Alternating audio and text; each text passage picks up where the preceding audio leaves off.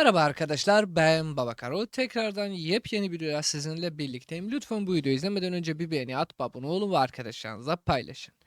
Arkadaşlar, biliyorsunuz bir komutanın eğer ki bir yayıncı fullüyorsa bir amacı vardır ve bu amaç da size göstermektir. Yani ne kadar iyi olduğunu veya ne kadar kötü olduğunu da.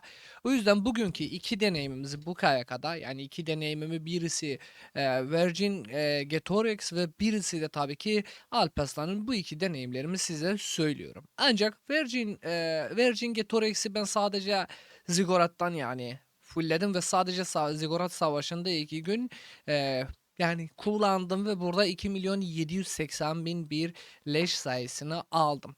Yani leş sayısını sadece bir Ziggurat'a kadar gerçekten iyidir. Ve buradan da hemen onun karşısında Alparslan vardır. Alparslan'ın Kaykan'ın başından beri kullandığım 3 savaşta toplam olarak 10 milyon bir leş kastı.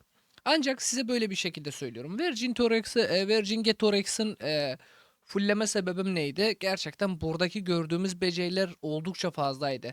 Yani bu komutanın kıtası 5 saniye boyunca hasar hemen bir güçlü kalkan açıyor. 2500 yakındaki 4 tane kadar müttefik veya dost kıtaya 5 saniye boyunca %30 saldırı kazanıyor ve yakındaki 5 taneye kadar düşman kıtası 3 saniye boyunca %40 intikal hızını düşürüyor.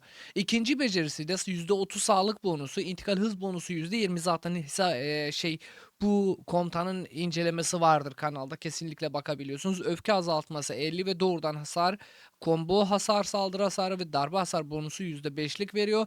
Buradan da tüm birim kapasite bonusu, tüm hasar bonusu %25, alınan hasar düşüşü %20 ve buradan da öfke kazanma hız bonusu %10'dur. Buradan da gördüğünüz gibi zaten 800 kalkan 100 tane de kazanılan öfke ve %10 da normal hasar bonusu ve buradan da en önemli şeylerden birisi de bu komutanı yerkeli ikinci olarak görev yaparsa %5 savunmayı kazanır. Birinci komutan etki beceri kullanımından önce kıtanın verdiği hasarı 1 saniye boyunca %40 artırıyor.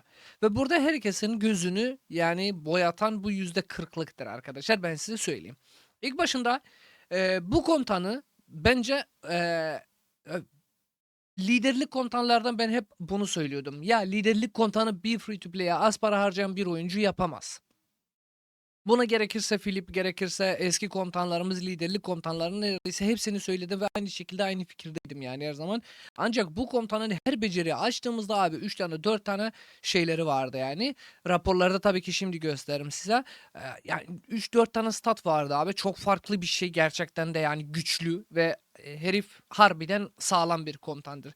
Ancak ben eğer ki 2 kıta piyade oynuyorsam bu komutan yer alıyor mu? Yer alamaz. 2 kıta okçu oynuyorsam bu komutan yer alıyor, yer alamaz. Çünkü önceki komutanlarımız zaten bütün oyuncuların önceki komutanları vardır. 2 kıta süvari oynuyorsam yer alıyor mu? Alabiliyor şu anlık bir aya kadar yani. Onu da idare eder misiniz? İdare edebiliyorsunuz. Ancak 3 kıta bir birimden oynayan bir oyuncu muhakkak bu komutanı fullleyecek. Örnek veriyorum, benim 3 kıtam vardı piyade. Nedir piyade kıtalarım? Yani birisi Santos William Wallace, Baiki Lioche, 3. kıtamda Ragnar Scipio. Ragnar Scipio'dan gerçekten ben hiç memnun değildim yani. Buradaki kastı şey haramdır. Yani buradaki leş kastın leş puanı haramdır. Ben bunu size söyleyeyim. O yüzden bunu gerçekten gözden çıkartmak istiyordum. Artık yani ağlamak istiyordum yani bu kıtayı görünce. O yüzden ben Getorex'i fullledim ve sebeplerim neler oldu? Tabii ki Santuz'u Virgin Getorex kullanıyorum. William Wallace, Lioche, Alex kullanıyorum ve birçok kişi aksine birçok kişi bana bunu söyledi. Ya Lioche, Alex hala kullanılır mı? Gerçekten de güzel statlar yani buradaki bunları görmeyin ve özellikle de benim bu KYK'da yani arkadaşlar böyle bir şekilde söyleyeyim yani bu KYK'da benim o kadar kötü bir KYK'yı geçirdim ki seedimiz hiçbir zaman uyumlu değildi ancak buradan uyumlu olmadığımız halde de ben buradan bu komutan da böyle raporlar aldım. Ancak geçelim diğer kıtalarımızdan. Şimdi burada Vercingetorix'e geldiğimizde arkadaşlar burada direkt üzerinizde tıkladığımızda burada böyle bir şekilde Liochi Vercingetorix. Buradan da tabii ki Arthur Pendragon Vercingetorix ve Alparslan Vercingetorix. Bu üç tanesi gerçekten çok sağlamlar. Yani bunlardan hiçbir sözüm yoktur. Ben bunu size söyleyeyim. Ancak ben burada bu KYK'da yani Liochi Vercingetorix'i kullandım. Burada diyor ki sahip olunan %75'i hasar çıktısı için esasen darbe hasarı ve combo hasarına güvenen bir piyade komutanı olarak Liochi Vercingetorix'indir diyor. kendisi, oyun kendisi diyor. Ancak ciddi anlamda yani bu ikisiyle ben o kadar verimli alamadım. Yani bu verimi bilmiyorum, belki A-Seed'deyiz arkadaşlar. Ekipmanlarım kötü herhangi bir şekilde. Ancak Lioche Alex'i kullandığımda Lioche Vercingetorix'ten çok daha iyiydi. Ve burada ben birkaç tane seçenek sundum kendi kendime, denemeli yapıldım. Yani bu denemeler de benim için gerçekten çok pahalıya mal oldu. Birçok kişi bana Santuz'u ıvar yap, 5-5-1-1 Santuz'u ıvar yap, Santuz'u ıvar yaptım. Pek iyi miydi? Çok iyiydi, güzeldi. Ancak Santuz'u ıvar nerede ve buradan da yani artık Santuz'u Vercingetorix nerede? Birkaç tane raporu ben raporları gerçekten kusura bakmayın yayınlardan görebiliyorsun. Birçok denemeleri yaptım ben. Ama ancak raporlardan böyle bir şekilde. Alparslan Vercingetorix'i ben kullandım. Alparslan Vercingetorix mi? Alparslan YSG mi? Alparslan YSG. Ben bunu net söylüyorum size yani. Alparslan YSG çok daha iyi. Arthur Pendragon Vercingetorix mi? Evet, Arthur Pendragon Vercingetorix, kusura bakmayın. O kadar da ismi zordur ki. Onu kullanabiliyorsunuz yani. Ben bunu da denedim arkadaşlar. Ancak o kadar da değildir yani. Ben size söyleyeyim. Ancak Santuz'u Vercingetorix farklı bir seviyede. Yani farklı bir seviyede derken arkadaşlar burada 12K 34K. Buradan mesela yine de başka raporlarımız. Mesela burada 28K 22K. Tabii ki bu raporlar hiç adil değildir arkadaşlar. Affedersiniz. Hiç adil değildir. Yani buradaki raporlarım niye adil değildir arkadaşlar? Çünkü Asi'deyiz ve önümde neredeyse İmperion bir krallık var. Ve hepsi teknosu fulldur. Yani teknosu full olan bir insanla böyle raporları almam gayet tatmin edicidir benim için yani. Burada Lioche Alex'in yine de güzel bir raporu var. Buradan da Santuz'u Vercingetorix. Favorilerde birkaç tanesini eklemiştim ilk günde ya, bayağı şeydi insanlar ya, nasıl çalışıyor ya, neler oluyor. Arkadaşlar buradan da mesela ağır yaralı 28K 22K, tabii ki 11K 23K, yani benim bir yalanım yok arkadaşlar. 22K 34K, burada yine de Santuz'u Vercingetorix 37K 51K, buradan da mesela 12K 30K, buradan yine de aynı şekilde yani raporu gördüğünüzde 22K 45K, buradan gördüğünüz gibi 40K 101K. Yani bu komutan aslında böyle bir şekilde söyleyebilirim size. Yani buradan da mesela Santuz'u var. Çok güzel bir rapor gerçekten yani. Ben birkaç tanesini böyle bir şekilde aldım yani. Burada mesela Lioche'yi de birkaç tanesini böyle deneme yapmıştım. Ancak ben ciddi anlamda eğer ki iki kıta piyade oynuyorsam, yani iki kıta piyademde bu komutana 690 kafa verilir mi? Bence verilmez. İki kıta okçu oynuyorsam bu komutana 690 kafa verilir mi? Verilmez. İki kıta süvari oynuyorsam şu an dişimi sıkarım. Ciddi anlamda söylüyorum yani, çok güçlü bir komutan. Dişimi sıkarım ve köşeye dönerim. Bir ay, 1,5 aya beklerim. Yeni gelen komutanı fullleyeceğim yani. Anlatmak istediğim şey budur. 3 kıta oynuyorsanız, yani 3 kıta siz, pardon 3 kıta diyorum. 3 kıta bir birimden oynuyorsunuz, bu komutan yer alıyor. 3 kıtadan altı 2 kıtada yer alamıyor.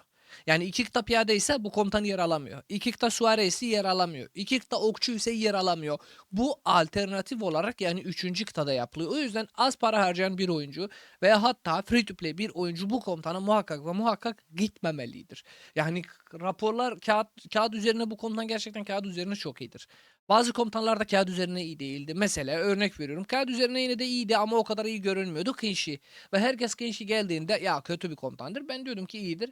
Ama yine de bu komutan gerçekten kağıt üzerine mükemmel bir şey, ancak bilmiyorum, belki düşmanın teknolojisi veya hatta KYK'nın Seed'imizin teknolojisi, Seed'in gücünü beni çok etkiledi. Böyle raporlar aldım. Ancak bu bir gerçek budur yani.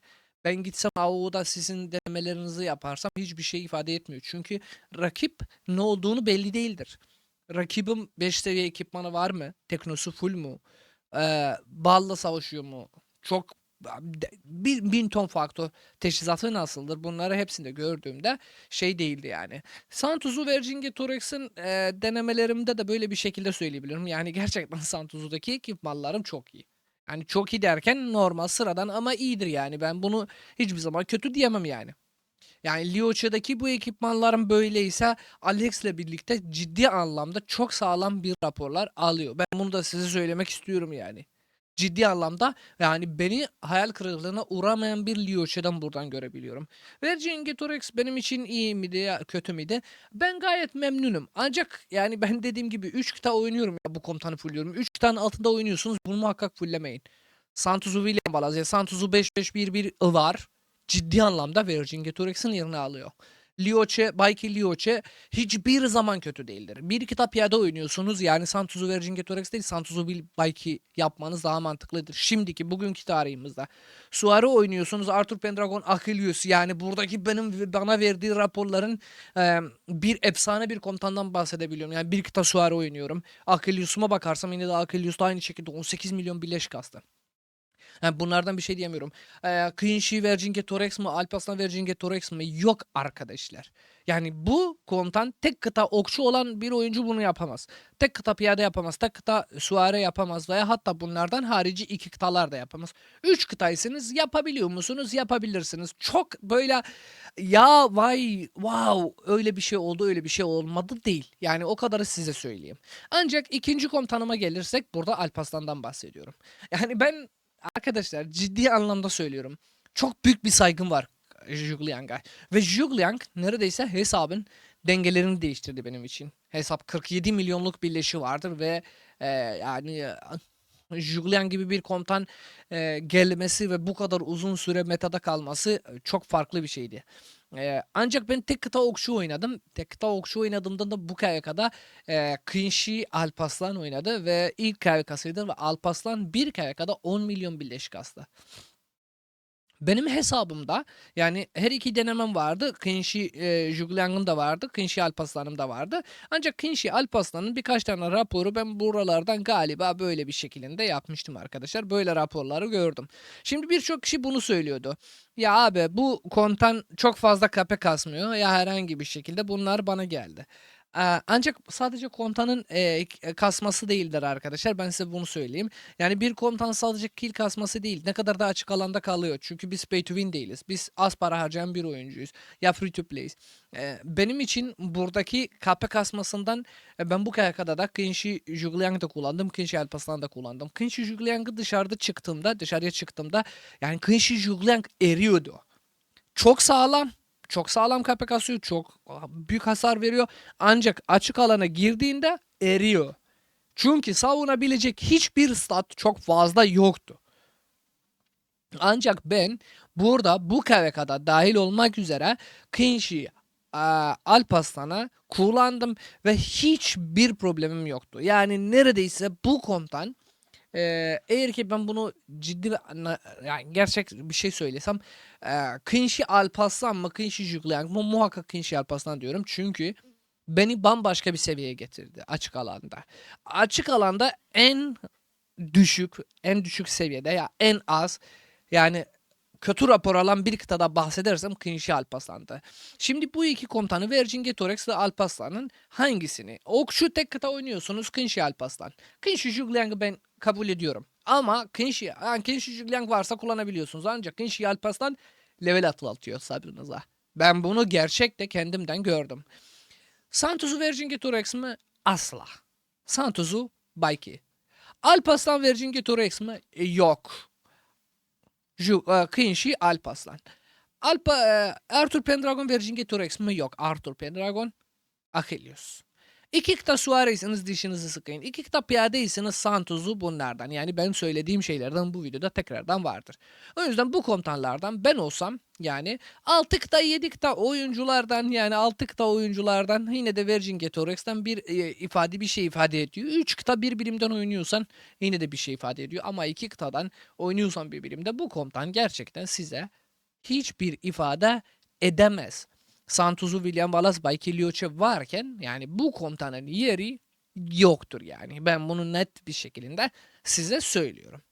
Arkadaşlar umarım siz de düşüncelerinizi yorumlarda yazarsınız ve bir beğeni atarsınız. Beğeni atarsınız ve yorumları yazarsınız.